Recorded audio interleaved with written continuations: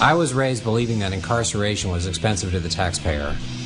It was not in anyone's best interest to lock someone in a cage unless it was absolutely necessary. In the mid-1980s, a law was passed that allowed privately owned corporations to build and operate prisons. I'm a real advocate of private prisons, having privatized half the prisons in New Mexico. And the reason for doing that is the same goods, same services at a third less the price. Have we reached a point of building so many prisons that the purveyors are now looking for ways to keep them all full? Here's the way a private prison works, okay? You pay somebody to build a fancy cage.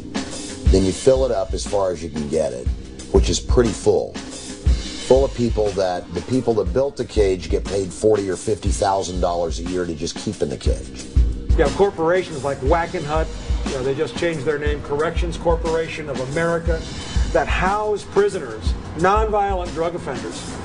As a matter of fact, I think 60% of the increase in prison population under Bill Clinton, which was like 1 million people, of the 60% of that new prison population are nonviolent drug offenders.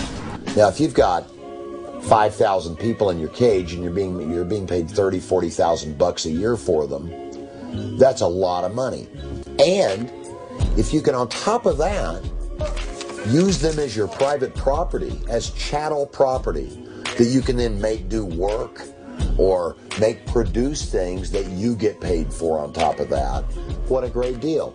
Now, where I come from, when you transform a person into a piece of property, that's called slavery. Not far from Bakersfield, California is the small town of Taft, once home to a thriving oil industry. But like so many oil towns across America, the oil finally dried up. Like many bankrupt towns, a private prison stepped in to save the day. The Taft Correctional Institution is owned by the Geo Group, formerly known as Wackenhut.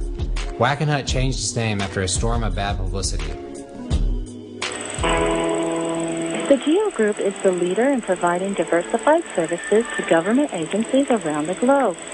Our global expertise in outsourcing includes the design, construction, financing, management, and operation of jails, prisons, and special purpose institutions, and immigration and detention centers.